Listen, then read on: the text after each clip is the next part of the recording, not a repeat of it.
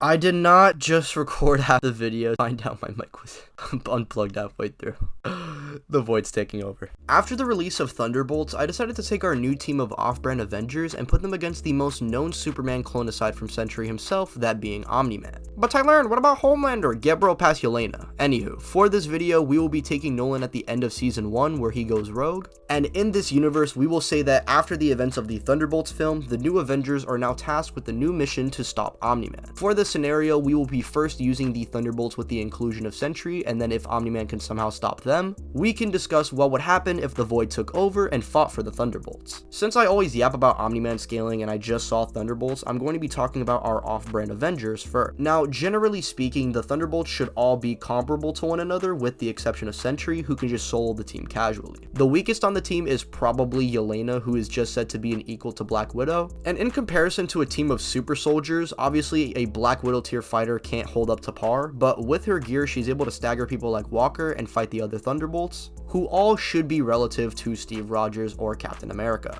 Natasha with her gear can stagger much stronger opponents than herself like Black Panther, who should also be in that super soldier tier bare minimum, and super soldiers typically range from building to town level, as Steve should be comparable to early versions of Iron Man, who can take minor shockwaves from Thor that can take down the majority of a forest. Most of these guys have the quote-unquote durability of this tier, but to be honest, even that is a little shaky considering bullets seem to be a threat to most of them, so take this scaling with a grain of salt. Ghost would beat Yelena due to her powers and skill, but feat wise she is probably the worst on the team, as she usually just uses her abilities to catch her opponents by surprise. Those two should more so be in that like small building tier at best, whereas Red Guardian, Walker, and Bucky should be comfortably in the higher end of the tiers I was talking about. They all have the super serum, so they all bare minimum should be able to generate these levels of strength, with Walker probably being the best on the team by this point, since not only did he beat Bucky in the past, but he's gotten even stronger since then. This is important to note considering a weaker version of Bucky can pierce Tony's later suits,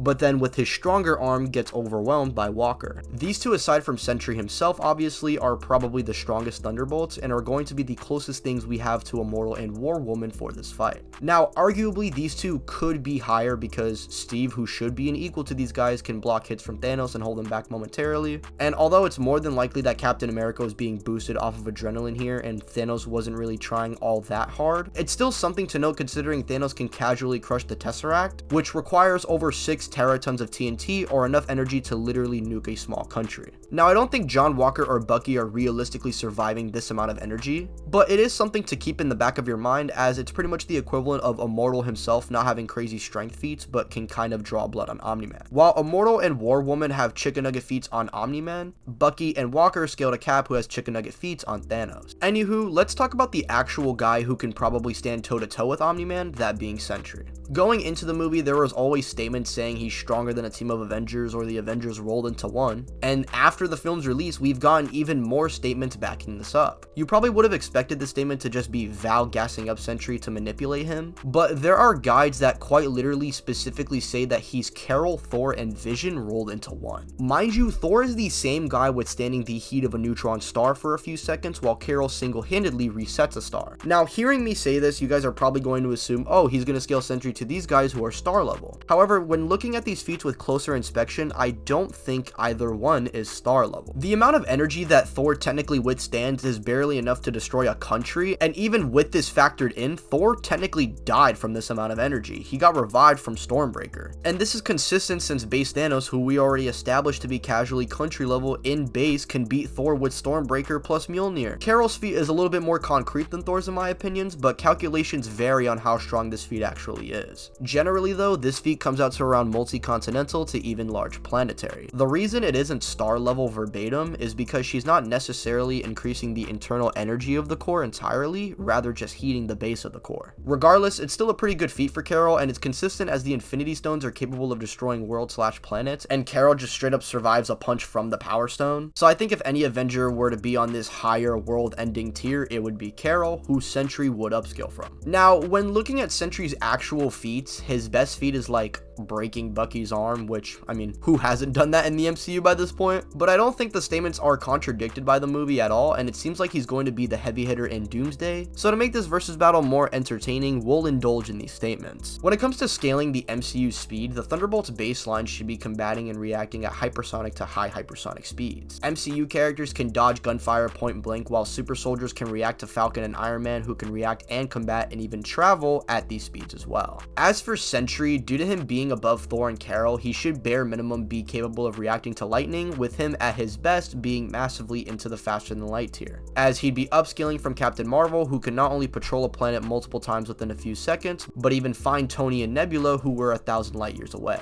Carol as well reigniting a star would have to mean that she can at least expand her energy at multiple times the speed of light as well. Despite these guys being the worst team up ever conceptually, and honestly in terms of power there is just a bunch of fodder and Sentry, these guys when it comes down to it can take down any Avengers level threat when put together. But do they have what it takes to take on Earth's mightiest hero in the Invincible universe? Omni-Man without a doubt was the strongest superhero on the planet, and even the strongest viltrumite that appeared before Conquest's arrival. He was able to dismantle the strongest superhero team like butter and destroy who was known as the strongest superhero at the time while holding back, aka his own son. Yeah, bro is not winning the Father of the Year award. Anywho, when it comes to his best feats, the two that come to mind are him destroying Flaxen and him stopping a meteor the size of Texas. His destruction on Flaxen had enough energy to wipe out entire countries, or specifically over 1 teraton of TNT. While the meteor feat is actually a statement from Nolan himself, where he said that he was able to stop a meteor the size of Texas, which if we take at face value and he just stopped it like how Mark stopped his, the feat comes out to around almost 6 exatons of TNT or multi-continental. These are the two best feats for Omni-Man by this point in the series, and generally speaking are some of the best feats within the Invincible universe. Some of you may mention how when he was depressed he somehow survived the gravitational pull of a black hole,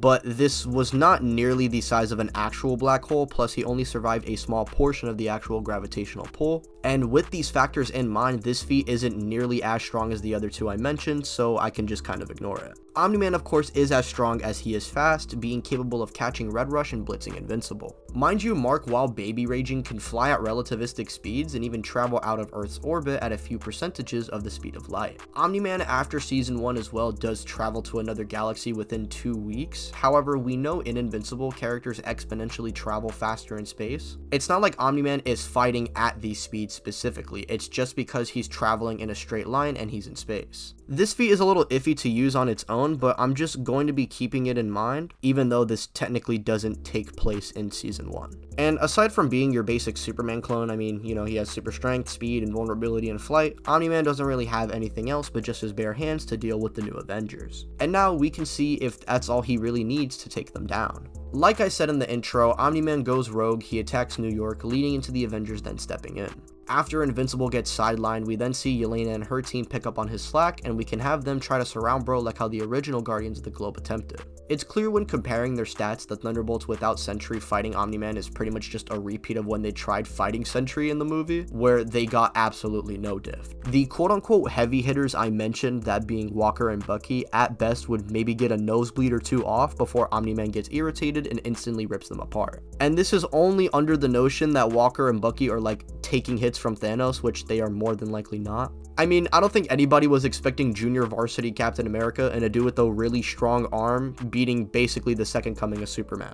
Ghost with her phase powers is literally a worst green ghost in this case, and Red Guardian would contribute to nothing. The one thing they have over Omni-Man is just hand-to-hand combat and skill, and I guess versatility, but more than half of the team consists of dudes who can just hit really hard anyway, so it's not like that versatility is going to do all that much. The main debate here, of course, isn't if the Thunderbolts could stop Omni-Man, it's more like could Sentry stop Omni-Man after he nearly or actually murders the Thunderbolts. If Sentry takes over and fights Omni-Man one-on-one, I believe in this continuity, Sentry should be physically stronger. Omni-Man has the actual showings to back it up, but when being generous with Sentry's statements and promotional material, he should be around multi-continental to large planetary, while Omni-Man can range from country to at best moon level within the TV series. Meaning realistically, Sentry, if we give him the benefit of the doubt, he'd be over 2.32 times stronger than Omni-Man. And this is me comparing Omni-Man's moon feat to Carol's low ball of restarting the sun, who mind you is 1/3 of Sentry. Meaning realistically, depending on how you scale Carol, Thor, and Vision,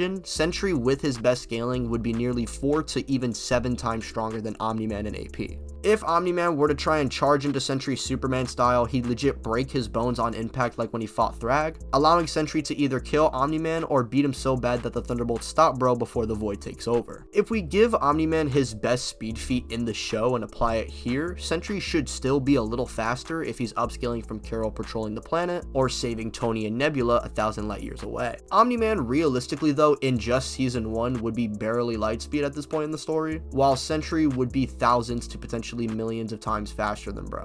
Sentry would uppercut Omni-Man into the moon and probably destroy it on impact while also killing Nolan in the process. Now let's say for this video that the Thunderbolts get one-shotted like how the Guardians did in the comics. Leading into Bob witnessing his new family murdered in cold blood, he more than likely would go unstable, leading into the Void activating. Now the Void is somebody who bare minimum is equal to Sentry, if not even stronger than him. But now also he has the power to send you into a trauma center domain expansion that Omni-Man would probably succumb to. I could imagine him more than likely seeing his regret in his entire mission in conquering Earth, and most importantly what this will mean for his son Invincible. Omni-Man is somebody who kinda did drown in guilt in the original, so if he's put in a domain expansion where he's specifically experiencing this, he'd more than likely be in a similar state to when he was drifting in space, but only now living like this for all of eternity.